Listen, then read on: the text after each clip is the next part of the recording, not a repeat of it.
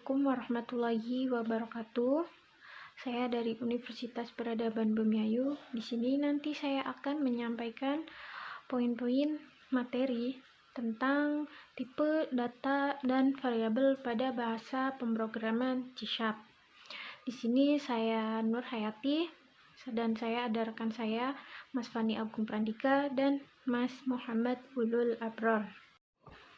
Ya, adapun poin-poin yang nanti akan kami sampaikan, itu poin yang pertama ada tipe sebuah nilai, yang kedua ada tipe data dan variabel, yang ketiga ada deklarasi dan inisialisasi variabel, dan yang keempat ada tipe data bawaan, kelima ada tipe data yang didefinisikan sendiri, dan yang terakhir itu ada klasifikasi tipe data. Kita langsung saja ya. Seperti yang tadi saya bilang, poin yang pertama itu ada tipe sebuah nilai. Apa sih tipe sebuah nilai itu? Tipe sebuah nilai itu menyatakan jenis tipe seperti misalnya nilai numerik, nilai karakter, kumpulan karakter, dan lain-lain. Poin yang kedua itu ada tipe data dan variabel. Pada bahasa pemrograman C#, itu ada beberapa jenis tipe data yang umum digunakan, yaitu ada string. String itu adalah tipe data yang berupa teks, dan integer adalah tipe data yang digunakan jika ingin menyimpan informasi angka, bilangan bulat dalam variabel, tetapi bukan bilangan pecahan. Contohnya itu ada 12, 3, 9. Dan yang ketiga itu ada float. Float ini adalah tipe data yang digunakan untuk angka, namun untuk angka atau nilai yang berupa pecahan. Ya, yang keempat itu ada bool atau boolean ya, adalah tipe data yang digunakan untuk data yang mempunyai dua nilai saja, yaitu true dan false. Ya, untuk lebih jelasnya saya langsung praktekin saja ya. Di sini praktek dengan menggunakan Visual Studio Code. Kita install .NET-nya terlebih dahulu. Yang belum punya bisa di-download di .NET. Kita pilih download ya. Ya, ini pilih download .NET Core SDK.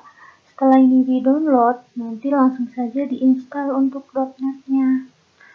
Dan kebetulan di sini saya sudah menginstal .NET-nya dan sudah mendownloadnya ya. Terus kita bikin folder dulu. Folder ini saya beri nama praktek. Langsung ya ke Visual Studio Code.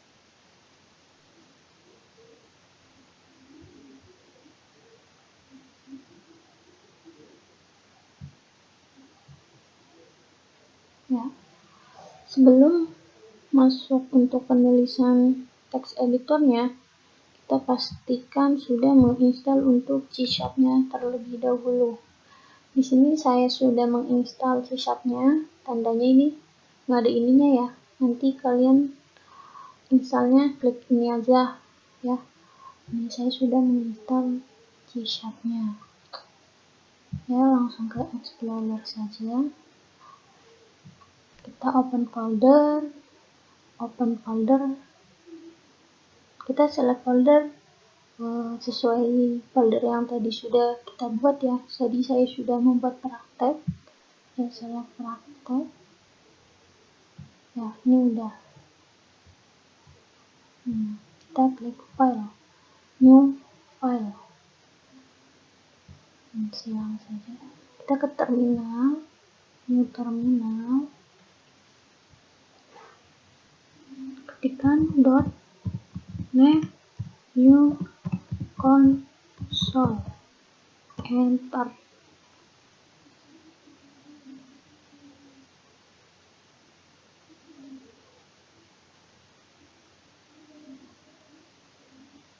Kita tunggu ya. Ini sudah berarti untuk percobaan. Coba kita .NET run untuk mengerun, untuk memastikan kita .run.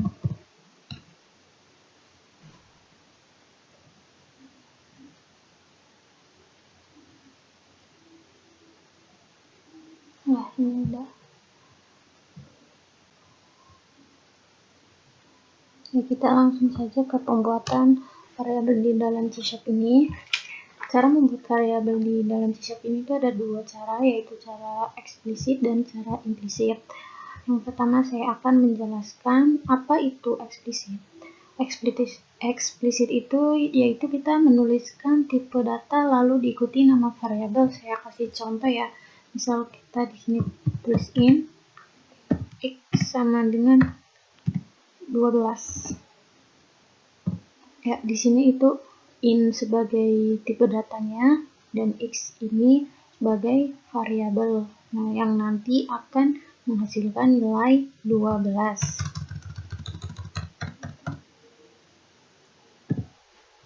Kita save dulu.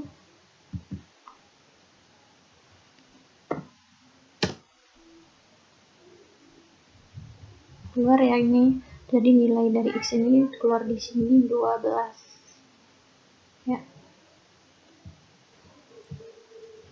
Dan yang kedua itu ada cara implisit. Cara implisit ini dimana apabila kita tidak tahu tipe data yang digunakan, maka membuat variabel bisa digunakan kunci var.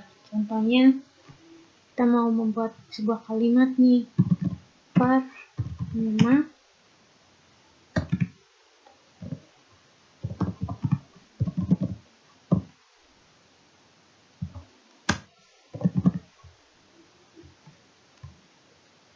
Ctrl S.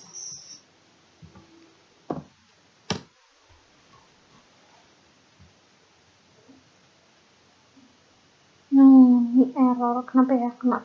Karena di sini nggak ada titik komanya. Coba kita coba lagi. Jangan lupa ya, akhiran kita kasih titik koma. Nah, jadi ini tadi error karena saya di akhir nih Nur Hayati nggak ada titik koma di sini ya. Seharusnya kan kalau kita mau membuat sebuah kalimat, kita menggunakan tipe data string ya. Coba kita coba dengan string. Jadi apa enggak? Jangan lupa di Ctrl S dulu, save dulu. Nah, jadi var ini itu digunakan ketika kita tidak tahu nih tipe data yang mau kita gunakan itu apa, kita bisa gunakan kata kunci var seperti itu ya.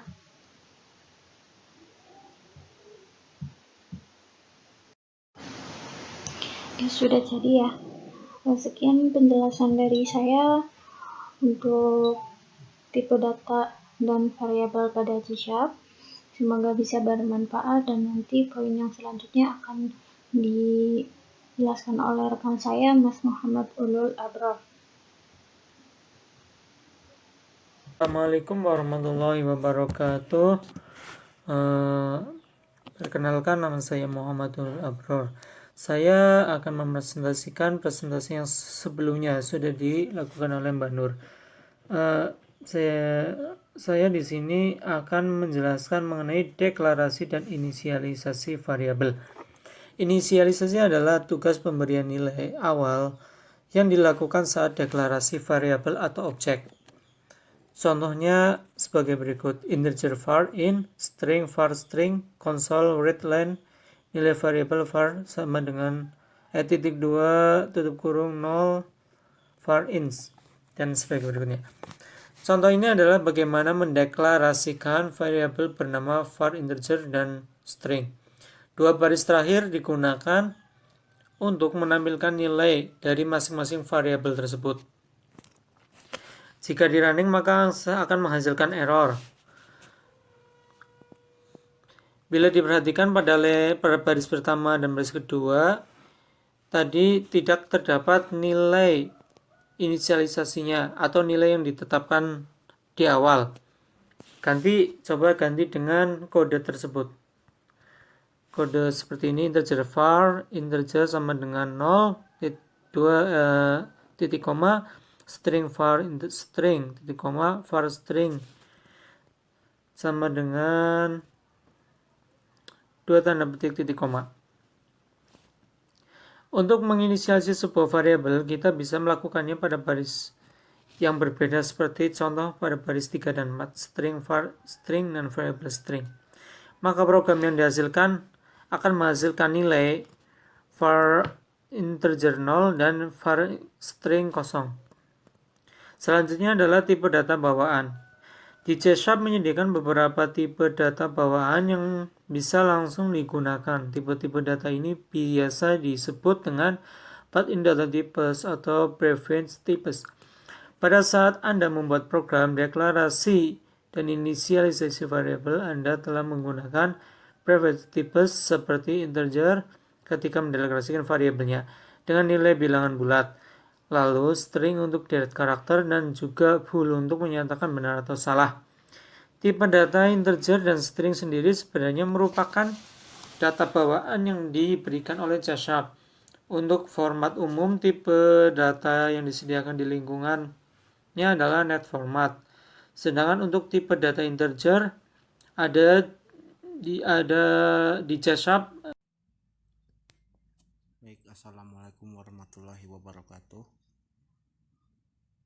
Saya Fani Agung Prandika. Di sini akan menjelaskan tentang klasifikasi tipe data. C. Mengklasifikasikan tipe data ke dalam dua kategori, yaitu value types atau tipe nilai dan reference type atau tipe referensi. Yang pertama, value types atau tipe nilai. Tipe ini memuat nilai sebenarnya dari data yang tersimpan. Maksudnya, jika kita memiliki variabel bilangan bulat yang digunakan untuk menyimpan angka 3, angka 3 inilah yang disimpan di dalam variabel yang akan kita deklarasikan. Lalu, value type tidak boleh dibiarkan kosong atau bernilai 0 ketika digunakan. Untuk bereksperimen dengan value type, buatlah sebuah aplikasi konsol menggunakan Visual Studio Code dengan nama value type. Lalu bilangan bulat. Pertama, kita akan bereksperimen dengan beberapa tipe data untuk bilangan bulat. Ubah kode program di dalam file program. CS dengan kode program di bawah ini. Bereksperimenlah dengan mengganti nilai dari masing-masing variabel di atas dengan nilai di luar tentang variabel tersebut. Misalnya, beri nilai variabel varsbyte dengan angka 129 atau 128. Menulis angka dengan jumlah digit yang terlalu banyak seperti di atas tentunya sangat susah untuk dibaca. Mulai C7.0, Anda bisa menggunakan fitur bernama digit separator untuk bilangan bulat, sehingga kode program di atas dapat ditulis seperti kode program berikut. Selanjutnya, yang perlu diperhatikan adalah sebuah angka bilangan bulat. Untuk dievaluasi tipe datanya sesuai dengan tipe data yang bisa mempresentasikan nilainya. Apakah nilainya masuk ke dalam kategori nilai bertipe data int, win, long, atau ulong. Untuk membantu compiler mengidentifikasi tipe dari sebuah nilai bilangan bulat, kita bisa memberi akhiran sufiks pada sebuah bilangan bulat seperti u, l, atau ul.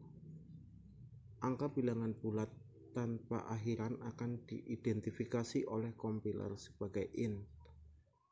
Angka bilangan bulat dengan akhiran ul dan ul masing-masing akan diidentifikasi sebagai win, long, dan ulong secara berurutan. Tambahkan kode program di bawah ini ke dalam program value type. Coba pikirkan kenapa baris 5 dan 7 menghasilkan error. 2. Bilangan desimal. Setelah bereksperimen dengan angka bilangan bulat, kali ini kita akan bereksperimen dengan angka bilangan desimal. Tambahkan kode program bawah ini dalam program value type yang sudah Anda buat sebelumnya. Sama seperti pada angka bilangan bulat, sebuah angka bilangan desimal juga bisa Anda beri sebuah akhiran. Anda bisa menambahkan akhiran D di belakang angka 17.5 seperti kode program di bawah ini untuk menegaskan bahwa angka 17.5 adalah angka bilangan desimal dengan tipe double. Selanjutnya, tambahkan kode program di bawah ini. Kode program di atas menghasilkan error. Compiler tidak bisa mengkonversi angka desimal 17.5 ke tipe float maupun desimal secara implisit. Mungkin Anda akan bertanya, mengapa compiler harus melakukan konversi? Jawabannya, angka 17.5 secara default diidentifikasi oleh compiler sebagai double. Nilai dengan tipe data double tidak bisa dikonversi secara implisit baik ke tipe float maupun desimal.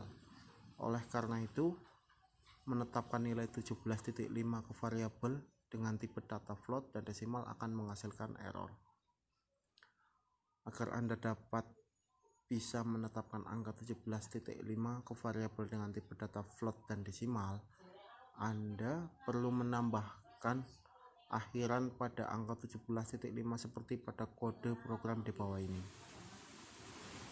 Untuk membantu compiler mengidentifikasi sebuah angka bilangan desimal sebagai tipe float, Anda perlu menambahkan akhiran F, sedangkan untuk tipe desimal, Anda perlu menambahkan akhiran M.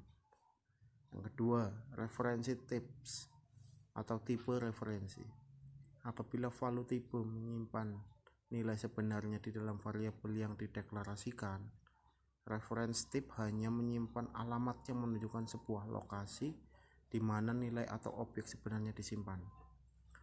Sebagai contohnya, ketika Anda membuat sebuah objek dari kelas manusia bernama Kadir, variabel yang Anda deklarasikan tersebut hanya akan menyimpan alamat di mana objek Kadir ini sebenarnya berada. Sementara objek Kadir sendiri tidak disimpan atau berada di lokasi yang berbeda. Lalu kenapa objek Kadir ini tidak langsung dimasukkan ke dalam kardus daripada harus repot-repot melakukan referensi? Kebayangkan ukuran objek Kadir ini, karena ukuran Kadir terlalu besar untuk dimasukkan ke kardus. Alternatifnya adalah menyimpan objek Kadir ini di dalam ruangan yang lebih besar. Berbeda dengan value type yang tidak boleh dibiarkan kosong atau bernilai 0, pada saat digunakan reference type dimungkinkan untuk bernilai yang termasuk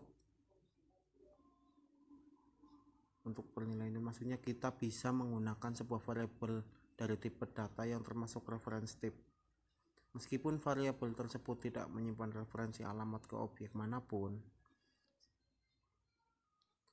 seperti yang sudah dijelaskan sebelumnya, kelas merupakan user definite type.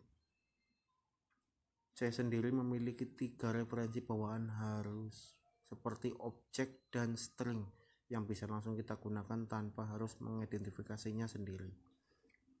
Tipe data objek bisa disebut sebagai supertype. Hal ini dikarenakan semua tipe data diturunkan dari tipe objek.